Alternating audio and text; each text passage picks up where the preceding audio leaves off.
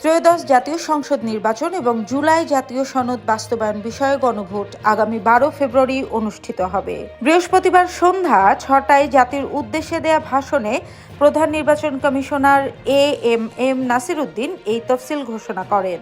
ঘোষিত তফসিল অনুযায়ী জাতীয় সংসদ নির্বাচনে প্রার্থীদের মনোনয়নপত্র জমা দেওয়ার শেষ সময় 29 ডিসেম্বর, মনোনয়নপত্র বাছাই 30 ডিসেম্বর থেকে 4 জানুয়ারি।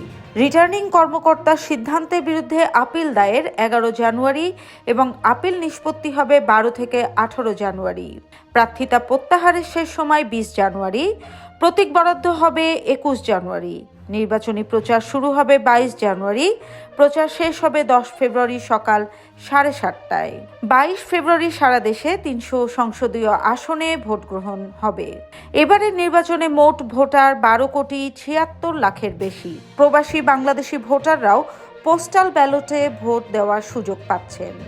এ পর্যন্ত 3 লাখের বেশি প্রবাসী ভোটার ভোট দেওয়ার জন্য নিবন্ধন করেছেন। তফসিল ঘোষণার আগে সিইসি ও নির্বাচন কমিশনাররা রাষ্ট্রপতি, প্রধান উপদেষ্টা ও প্রধান বিচারপতির সঙ্গে সাক্ষাৎ করেছেন। ইসি আগেই জানিয়েছে সংসদ নির্বাচন ও গণভোট একই দিনে হবে। সকাল 7:30টা থেকে বিকাল 4:30টা পর্যন্ত এই ভোট গ্রহণ চলবে। আওয়ামী লীগ সরকার ক্ষমতাচ্যুত হওয়ার পর দায়িত্বে আসা অন্তর্বর্তী সরকার নির্বাচন আয়োজনে ইসিকে সবুজ সংকেত দিয়েছে। 2024 সালের 7 জানুয়ারির দ্বাদশ জাতীয় সংসদ নির্বাচনের 2 বছর পর আরেকটি নির্বাচন হতে যাচ্ছে, যা নতুন গঠিত এই ইসির অধীনে প্রথম নির্বাচন।